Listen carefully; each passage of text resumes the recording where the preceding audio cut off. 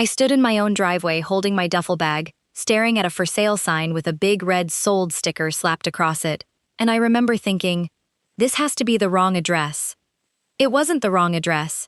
I knew that street. I knew that mailbox with the crooked post I'd been meaning to fix before I left. I knew the crack in the driveway shaped like a lightning bolt that my niece used to jump over when she visited. A moving truck was parked out front. A man I'd never seen in my life was carrying a box marked kitchen through my front door. I hadn't told anyone I was coming home early. Nobody was supposed to know I'd be standing on this street for another 3 weeks. So when a strange woman stepped out onto my porch, looked me up and down and asked, "Can I help you?" Like I was the one who didn't belong there. Something in my chest went cold in a way that had nothing to do with the winter air. I opened my mouth to explain who I was, and that's when I saw my mother's car pull up behind me, and I understood, all at once, that this wasn't some mistake at the county office. This was my family. ACT1. Backstory. Let me back up, because none of this makes sense unless you know how I got here. My name is Casey Delaney. I'm a staff sergeant in the United States Army, a combat medic, and I've been in for close to 10 years now. I grew up in a small town outside Columbus, Ohio, one of 2 daughters, raised mostly by my mom after my dad left when I was around 12. My mom, Carol, did her best. I want to say that up front because what happened later doesn't erase the good years. She worked 2 jobs most of my childhood, made sure my sister Brooke and I never went without shoes that fit, and she cried at my basic training graduation like it was the proudest day of her life. I believed that, back then. I still believe some of it now. I remember her standing at the fence line after the ceremony, waving so hard her whole arm was shaking, telling everyone around her, "That's my daughter," like she needed strangers to know it too. I held on to that image a lot in the months after everything fell apart, trying to remember there had once been a version of her that felt entirely on my side. Money was always tight when we were kids. I remember one Christmas where she worked a double shift on the actual holiday just so she could afford new coats for both of us, and came home so tired she fell asleep on the couch still wearing her work shoes. I never forgot that. It's part of why, even after everything that happened later, I still find it hard to hate her completely. Some people learn generosity and get twisted around by hard times until they forget how to hold on to it. I think that's part of what happened to my mom, even if it doesn't excuse what she did. Brooke is 2 years younger than me. Growing up, she was the one who could talk her way out of anything. Teachers, boyfriends, speeding tickets. She had this way of making bad decisions sound like they were somehow everyone else's fault but hers. If she got caught sneaking out, it was because our mom was too strict. If she failed a class, it was because the teacher had it out for her. I loved her. I still do, honestly, even after everything. But I also learned young that loving Brooke and trusting Brooke were 2 very different things. I used to joke with my friends that Brooke could sell sand in a desert and somehow convince the buyer it was a bargain, a joke that stopped being funny the day I found out how literally that turned out to be true. I joined the Army right out of high school, mostly because I wanted something that felt like mine. Something nobody handed me and nobody could take away. My mom cried when I told her, half proud and half scared. And Brooke just shrugged and said something like, "Good luck with that," which honestly was about the reaction I expected from her. I worked hard, I moved around a lot, and about 5 years ago, I finally saved up enough to buy a little house back near where I grew up. It took me 3 years of putting money aside, skipping vacations, driving an old car way longer than I probably should have, just to get that down payment together. 3 bedrooms, an old oak tree in the backyard, a porch swing I put up myself on a weekend leave. It wasn't fancy, but it was paid for with my own money, my own name on the deed, and it was the first thing in my whole life that felt permanent. I remember standing in the empty living room the day I closed on it, just standing there in the quiet, feeling like I'd finally built something that couldn't be taken away by a deployment order or a change of station. I didn't buy that house to live in it full-time. Not really. My job keeps me moving, but I wanted a place to come home to, a place where, someday, when I was done with all this, I could sit on that porch swing and just breathe. Before my last deployment, I sat down with my mom at her kitchen table and asked her to keep an eye on the house while I was gone, pay the water bill if something weird happened, check that the pipes hadn't frozen, that kind of thing. We went through it together, item by item, and I remember writing a little list on a sticky note. Mow the lawn once a month, check the mailbox, call me if anything looked broken. It felt casual, the way those conversations always feel right before a deployment. Like you're trying to squeeze 100 small errands into one afternoon before your whole life gets put on hold. I signed a paper, a power of attorney, the kind a lot of us sign before we deploy, so she could handle small stuff without me having to approve every little thing from halfway around the world. The lawyer who helped me draft it, a guy the base legal office recommended, was very clear about what it did and didn't cover. It let her pay bills, handle basic repairs, deal with small emergencies. It didn't give her the right to sell anything, sign anything major, or make decisions about the property itself beyond keeping it running. I made it clear, more than once, that this was for bills and basic maintenance, nothing else. I remember saying, almost as a joke, "Don't go selling the place while I'm gone," and we both laughed. I think about that joke a lot now. Brooke was going through a rough patch around that same time. Her boyfriend, a guy named Tyler Morgan who sold used cars and always seemed to be one bad month away from losing everything, had gotten the two of them into some kind of financial mess. I never got the full story, honestly.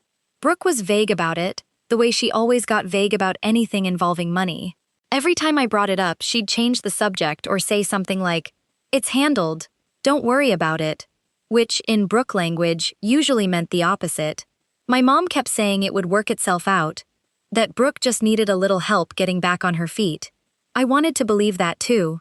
It's easier to believe good things about people you love, even when some small part of you already suspects otherwise.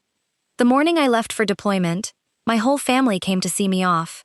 My mom, Brooke, even Tyler tagging along, standing a little apart from everyone, like he wasn't quite sure he belonged there.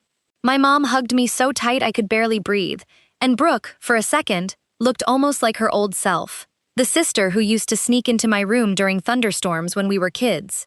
She told me to stay safe, and I told her to stay out of trouble, and we both laughed at how predictable that exchange was. I had no idea, standing there in that terminal, just how much trouble was already being planned back home. I deployed that spring, 9 months, give or take, doing what I do, patching people up, keeping my head down, calling home when I could. The work over there kept me busy enough that most days I didn't have room to think about much beyond the next shift, the next patient, the next few hours of sleep I could squeeze in. My mom and I texted every couple weeks. Brooke and I talked less, but that wasn't unusual. We'd never been the type of sisters who called just to chat. About 6 months into the deployment, my mom mentioned, almost in passing during one of our calls, that Brooke and Tyler were staying at the house for a bit, while they figured things out. I didn't love the idea, but I also wasn't in a position to argue about it from a base halfway across the world. I told her that was fine, as long as they didn't mess with anything permanent. She said, "Of course not, honey. It's your house." I believed her. Why wouldn't I? She was my mother. What I didn't know, what none of them told me, was that somewhere in those months, while I was working 12-hour shifts and falling asleep in my boots more nights than I'd like to admit, my family back home had already started making plans for my house that had absolutely nothing to do with fixing a leaky pipe. ACT 2, the incident. Here's the thing about deployments. You get used to not knowing everything. You learn to let go of the small stuff because you have to. So when my calls with my mom started getting shorter, and Brooke stopped answering texts altogether, I chalked it up to normal life. People get busy. People forget to write back. I didn't think much of it. Looking back, I should have thought a lot more of it. There were little signs, if I'm honest with myself now. My mom mentioned once, kind of quickly, that she'd had to sort out some paperwork for the house, and when I asked what kind, she brushed it off and changed the subject to something about my niece's school play. At the time, I figured it was nothing, maybe something about the insurance or the property taxes. I didn't push. I had my own things to worry about most days, and it never occurred to me that paperwork might mean something a lot bigger than a bill.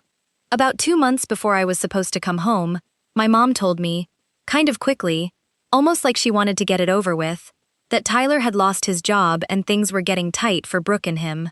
She asked if it would be okay for them to stay in my house a little longer, maybe past when I got back, just until they found their footing.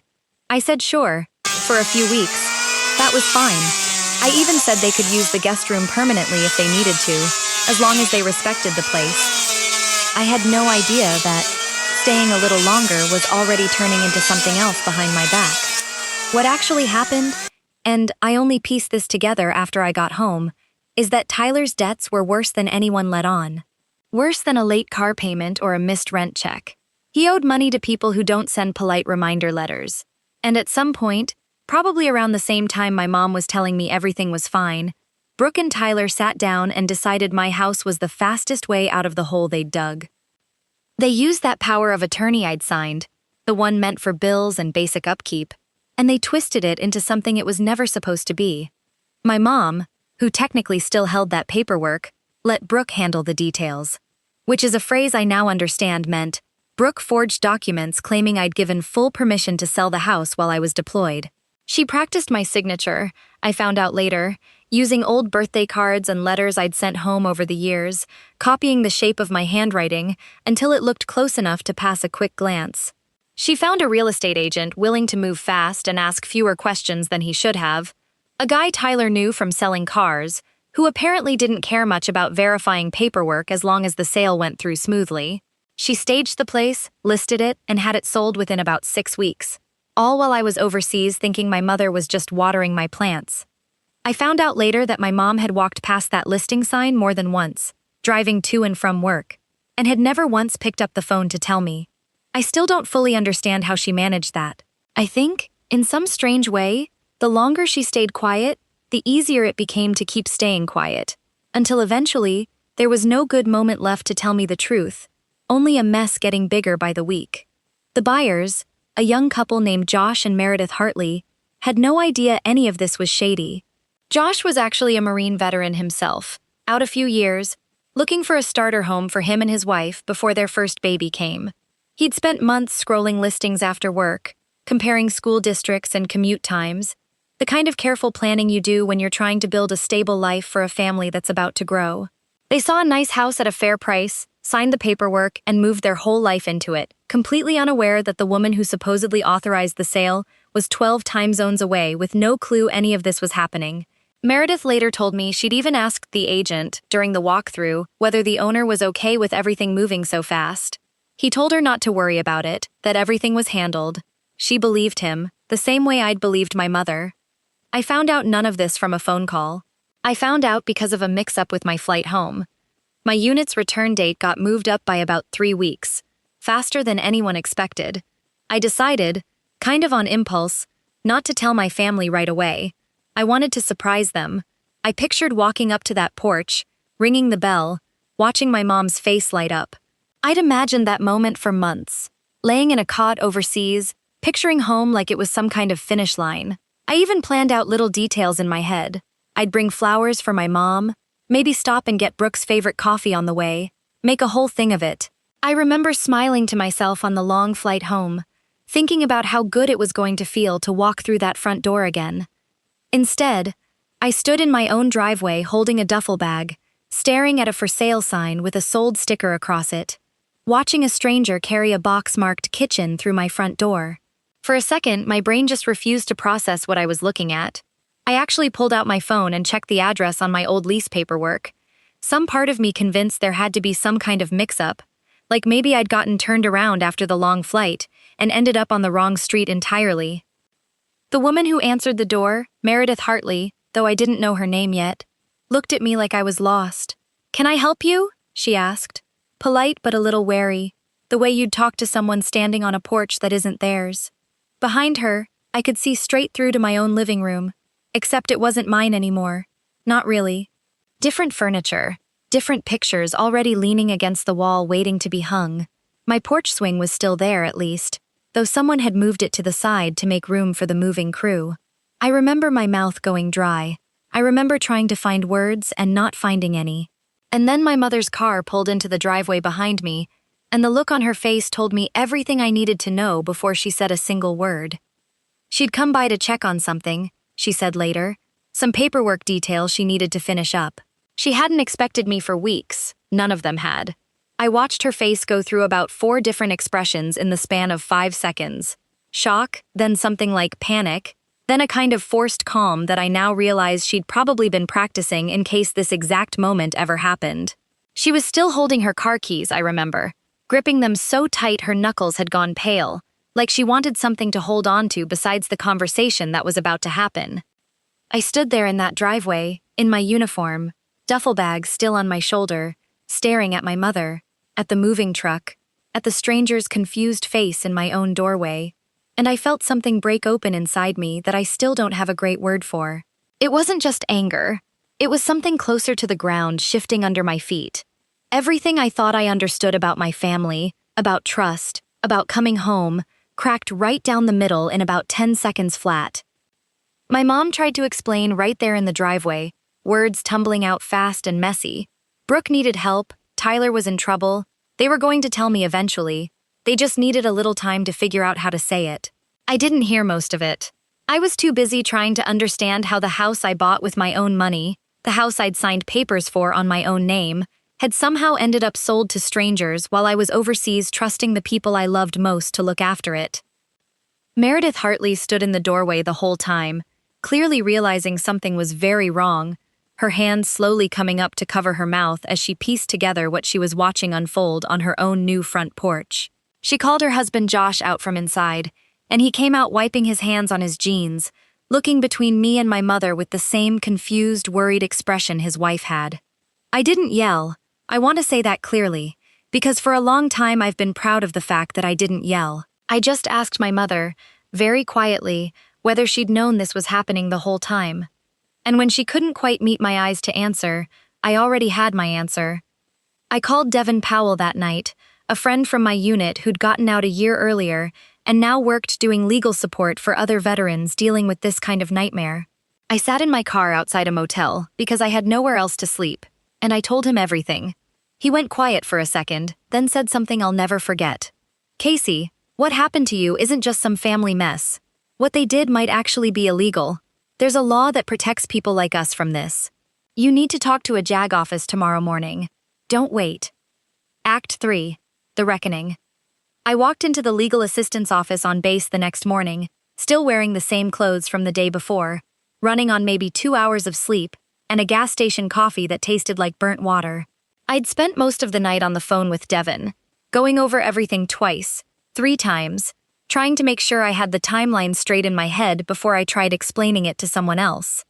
The waiting room was small, a couple of uncomfortable chairs, and a bulletin board covered in flyers about wills and tax season. I sat there for almost 20 minutes, duffel bag still with me because I hadn't figured out where else to put it, running through what I was going to say, worried it was going to sound crazy out loud. A young private walked past me twice, probably there for something small and routine, and I remember envying him a little, wishing my own visit was over something as simple as updating a form. My whole family sold my house while I was overseas. Even in my own head, it sounded like something out of a bad movie. The attorney who met with me was a judge advocate named Major Elena Ramirez, a calm, sharp woman who listened to my whole story without interrupting once, taking notes the entire time.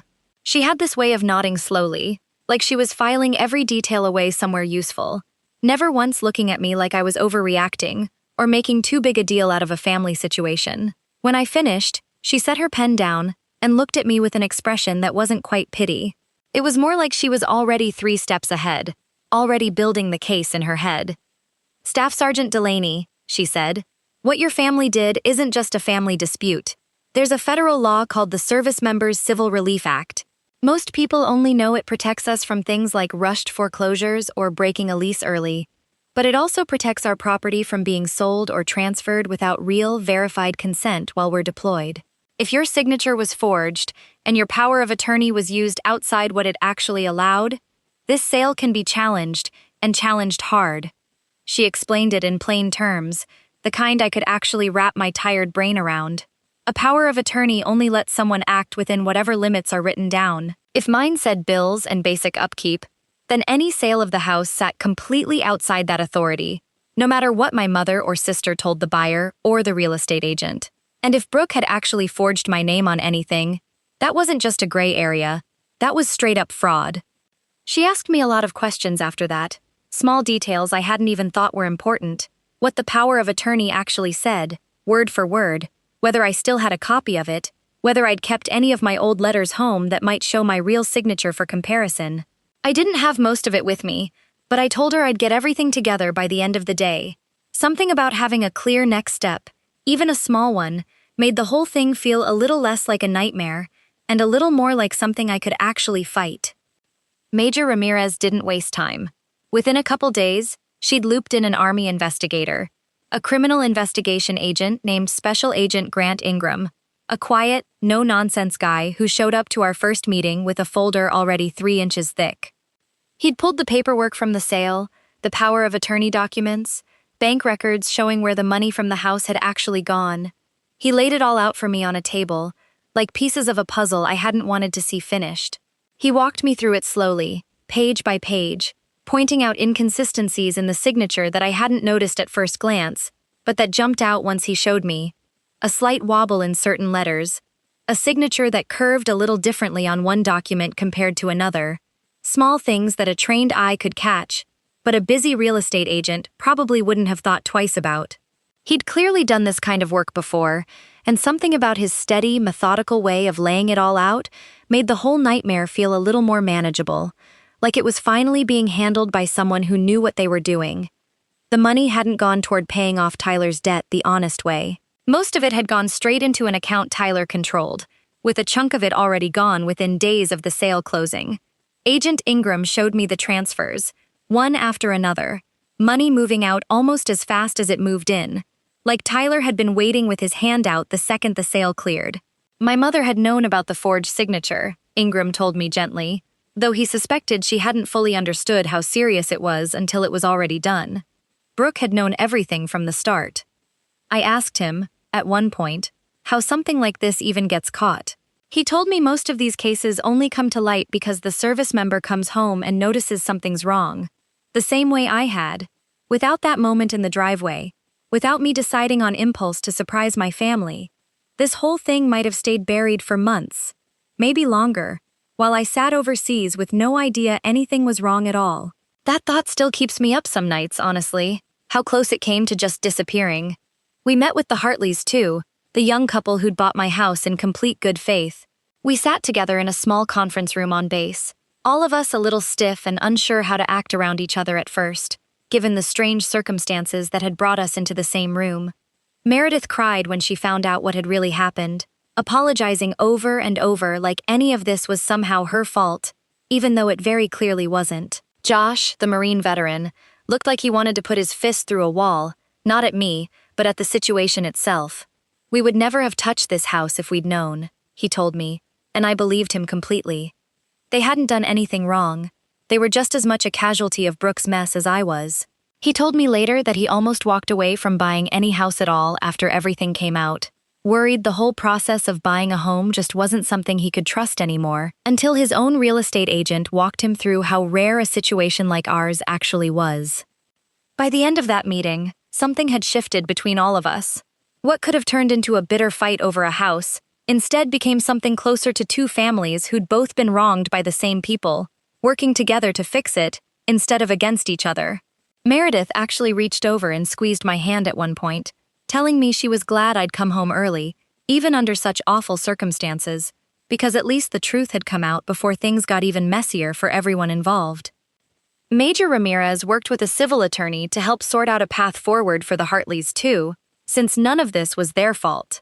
In the end, with the sale challenged under the Servicemembers Civil Relief Act and clear evidence of forgery on the documents, the whole transaction got unwound. It wasn't quick and it wasn't simple, but it happened. The house came back into my name. The Hartleys, thank God, ended up getting their money back in full and found another place a few months later, a nicer one, from what I heard. Brooke was the one who faced it head-on, in the end. Agent Ingram's investigation turned up enough evidence of forgery and fraud that local prosecutors picked up the case. She was charged, and the case moved through the system slower than any of us wanted, but it moved. My mother wasn't charged with forgery herself, since the actual signature had been Brooke's doing, but she wasn't cleared of everything either. She'd known, and she'd stayed quiet, and there are consequences for that too, even if they don't come with handcuffs. The day Agent Ingram called to tell me the sale had been reversed for good, I sat in my car in a parking lot and cried for the first time since I'd gotten home. Not out of anger this time, just relief, mixed with something heavier that I still can't fully explain. The strange grief of realizing the people who were supposed to protect the one solid thing in your life were the ones who almost took it from you. ACT 4. After. It's been almost a year now since I stood in that driveway holding my duffel bag. Brooke ended up pleading guilty to forgery and fraud charges rather than dragging things out to a full trial. She got probation, a requirement to pay restitution, and a criminal record that's going to follow her for a long time. I went to one of her court dates, sat in the back row, and watched her stand up in front of a judge looking smaller than I'd ever seen her look growing up. Some part of me almost felt bad for her in that moment, before I remembered why we were both standing in that courtroom in the first place. Tyler didn't stick around once things got messy. He took off a few months into the investigation, and last I heard, Brooke hasn't spoken to him since. I don't know what to feel about that. Some days I feel bad for her. Other days I remember standing in that driveway and I don't feel much of anything at all. My mom and I are still figuring out what our relationship even looks like now. It's not gone completely, but it's not what it used to be either. We talk sometimes, careful conversations, the kind where you're both choosing your words instead of just saying whatever comes to mind. She calls on Sundays now, a habit she picked up after everything happened, like she's trying to rebuild something one small routine at a time. She apologized, more than once, and I think some of it was even honest. But trust doesn't come back just because someone says sorry enough times. It comes back slow, if it comes back at all, and I'm still working out how much of it I have left to give her. The house is mine again, papers signed, deed clean. I moved back in a few months ago, fixed that crooked mailbox post I'd been putting off for years, and I finally got around to sanding down that porch swing and giving it a fresh coat of paint. The first night I slept there again, I lay awake for a long time just listening to the quiet, half expecting to hear a car pull into the driveway that shouldn't be there. It took a few weeks before the house started feeling like mine again, instead of just a place I was staying. I sit out there most evenings now when I'm not working, and honestly, it feels like it means more to me now than it did before all this happened. Like I fought for it, in a way I never expected to have to. I still think about the Hartleys sometimes. Josh sent me a message a while back, just checking in, telling me they'd settled into their new place, and that their baby had arrived healthy and loud.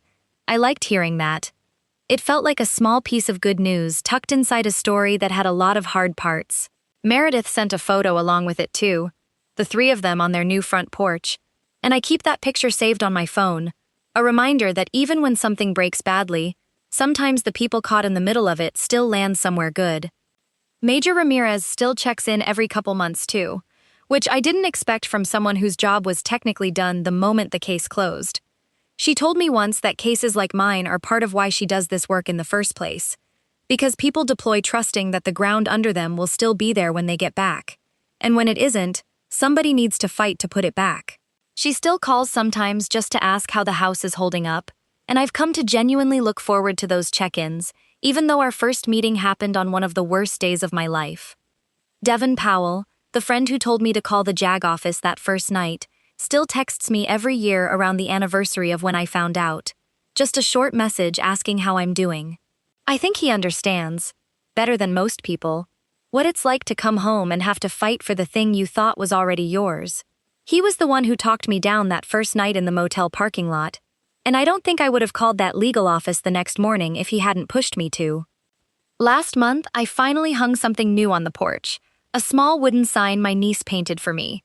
The same niece who used to jump over that crack in the driveway shaped like a lightning bolt. It just says, "Welcome home." Nothing fancy. She's older now, old enough to understand a little of what happened. And she told me she wanted to make something that would remind me the house was really mine again. But every time I walk up those steps now, I read it, and I remind myself that home isn't something anyone else gets to decide for you. Not even family. Especially not family, if it comes to that. If this story hit you the way it hit me while I was living it, tell me one word in the comments, just one, that describes what you felt watching that sold sign in my own driveway. Deployment already asks so much of the people who serve. You give up time, comfort, sometimes your safety, trusting that the people back home will hold down the small stuff while you're gone. Most families do just that. But every once in a while, someone forgets that trust is the whole deal, not just a favor. And it takes strangers in uniform to remind everyone what was owed in the first place. And if this story reminded you that home is something worth fighting for, even against the people who are supposed to protect it, subscribe. Because tomorrow, I'm telling you about an Army medic who came home to find her own parking spot on base, handed over to a colonel's spouse, until the 4-star general who happened to be visiting that day asked one simple question nobody expected him to ask. I'll see you there.